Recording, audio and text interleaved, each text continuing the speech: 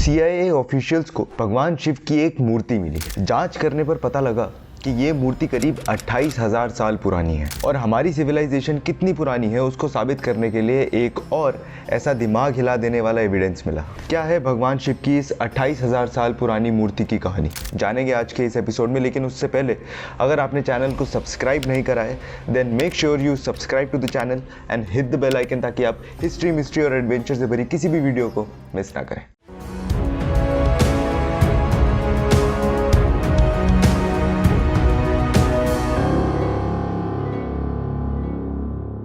1959-1960 में एक Tibetan monk जिसका नाम लो मोंटैंग था, जिसे CIA फाइल्स में मस्टैंग नाम दिया था, उसने एक भारी संदूक की सुरक्षा के लिए उसे कुछ CIA ऑफिशियल्स के हवाले कर दिया। उन CIA ऑफिशियल्स ने वो सारी चीज़ें बहुत डिटेल में लिखी जो कुछ उस बुद्धिस्ट मंक ने उन्हें बताई उस संदूक के बारे में और उसमें रखी चीज़ों के बारे में। और वो उन्हें ये बताता है कि वो संदूक और उसमें रखी चीज़ें इस युग की नहीं है। जिस हफ्ते CIA ऑफिशियल्स को वो संदूक मिला उसी हफ्ते उनकी कुछ चाइनीज फोर्सेस के साथ एक झड़प उठ जाती है और इस मुठभेड़ में वो टिबेटन मंक और उसके गार्ड्स मारे जाते हैं। ऐसे में उन CIA ऑफिशियल्स को समझ नहीं आता कि इस संदूक के साथ आखिर करे क्या, इसलिए वो अपने एक एयरक्राफ्ट के जरिए इस संदूक को इंडिया के एक सीक्रेट एयरबेस में भिजवा देते हैं।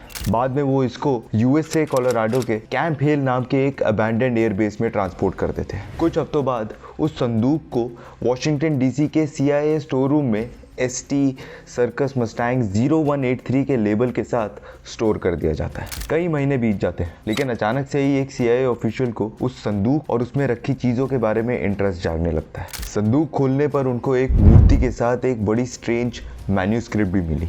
इनफैक्ट कुछ नोटिसेबल यूनिक डिज़ाइन से बना हुआ ये संदूक भी इन्हें बहुत अनयूजुअल सा लग रहा था और यही चीज़ इन्हें जिस टिम्बर से ये संदूक बना था उसकी रेडियो कार्बन टेस्ट करवाने के लिए फोर्स करती है। University of California radiation laboratory के रेडियो कार्बन टेस्ट देखकर CIA ऑफिशियल्स हैरान हो जाते हैं। लो मोंटैंग के द्वारा इस संदूक का इस युग के ना होने का क्लेम सही होता जा रहा था और अगर हिंदू युग साइकिल को कंसीडर करते हैं तो ये मूर्ति द्वापर युग की थी, which made it the oldest human artifact in existence. University of California radiation laboratory ने इस संदूक की 9 इंच थिक साइड्स और इसके दरवाजे के ऊपर रेडियो कार्बन टेस्ट करा और इसने ये इंडिकेट करा कि ये संदूक करीब 26,450 BCE पुराना है, यानी आज से करीब 28,450 साल पुराना, और महाभारत के कुरुक्षेत्र युद्ध से करीब 23,300 साल पुराना।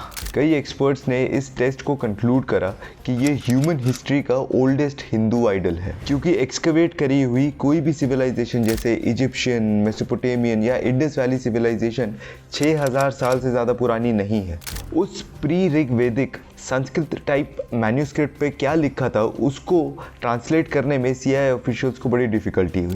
इनफैक्ट उनको इस मैन्यूस्क्रिप्ट को डिसाइफर करने में करीब 2 साल लग गए, जहाँ पर उन्होंने इंडिया और नेपाल के कुछ एक्सपर्ट्स की मदद ली।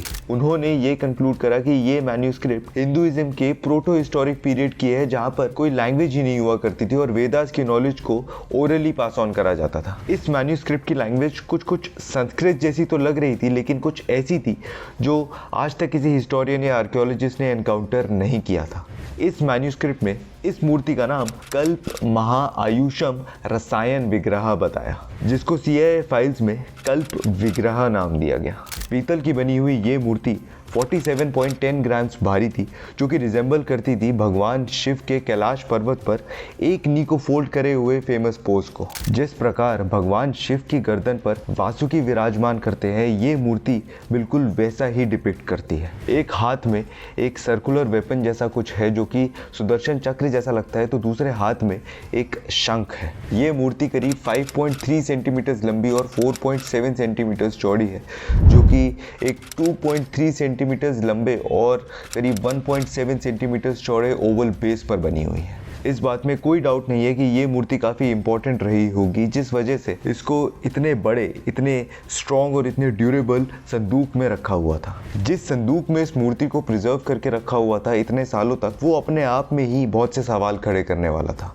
संदूक के अंदर का स्पेस सिर्फ 8 × 8 × 8 इंचेस ही था, जबकि इसकी पांचों साइड्स करीब 8 से 9 इंचेस मोटी थी। इस संदूक का दरवाज़ा भी 6 इंच मोटा था। इस संदूक की सारी साइड्स पर 1 इंच मोटी ब्रॉन्ज लाइक एलॉय प्लेट्स लगी हुई थी, जो इतने सालों में इस संदूक की लकड़ी को बचाने में कामयाब रही। हालांकि काफ़ी सारी कीलें मिसिंग थी, लेकिन इसके ऊपर जो मेटल केसिंग थी वो अभी तक बरकरार थी। इस संदूक को हज़ारों सालों से ज़मीन में गाड़ा हुआ था, ये तो बहुत क्लियरली दिख रहा था, लेकिन इस संदूक को खोलने की भी कोशिश करी गई थी, इसके एविडेंस भी क्लियरली दिख रहे थे। ये मूर्ति CIA स्टोर रूम इन्वेंट्री में कई डेकेड्स तक पड़ी रही, लेकिन 1996 में एक ऑडिट कंडक्ट करने के बाद ये पता लगा कि जिस संदूक में ये मूर्ति और ये मैन्यूस्क्रिप्ट थी, वो संदूक तो स्टोर में था, लेकिन वो मूर्ति और वो मैन्यूस्क्रिप्ट गायब थी। एक इमीडिएट सर्च करवाया गया जो कि काफ़ी हफ्तों तक चला। फाइनली वो मैन्यूस्क्रिप्ट एक माइक्रोबायोलॉजिस्ट के घर से मिली, जिसको CIA ऑफिशियल्स ने ही कई साल पहले हायर किया था उस मैन्यूस्क्रिप्ट पे एनालिसिस करने के लिए। मैन्यूस्क्रिप्ट तो मिल गई, लेकिन वो कल्प विग्रह मूर्ति कहाँ गई, वो एक मिस्ट्री बन के रह गई।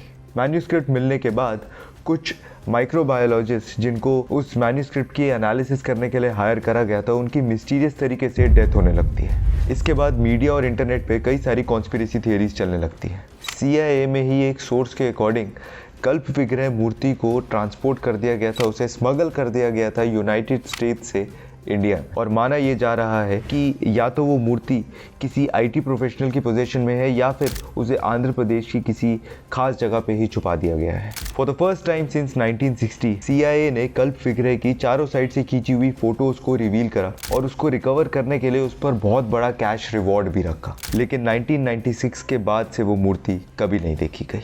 क्या सच में उस मूर्ति को स्मगल कर दिया गया था, या फिर वो मूर्ति श्रापित थी, या फिर उसमें या उसके अंदर कुछ ऐसा राज छुपा था जो कुछ खास लोग जानते थे? शायद हमें कभी पता नहीं चलेगा, लेकिन आप लोगों को क्या लगता है? आप कमेंट कर दीजिए, और अगर वीडियो अच्छी लगी तो लाइक कर दीजिए वीडियो को और शेयर कर दीजिए, चैनल को सब्सक्राइब कर दीजिए और बेल आइकन को हिट कर दीजिए ताकि हमको मोटिवेशन मिलती रहे ऐसी वीडियोस लाते रहने की। इसके अलावा हिस्ट्री, मिस्ट्री और एडवेंचर से भरी रील्स के लिए आप हमें इंस्टाग्राम पर भी फॉलो कर सकते हैं, लिंक मैं डिस्क्रिप्शन में डाल दूंगा। जय श्री राम।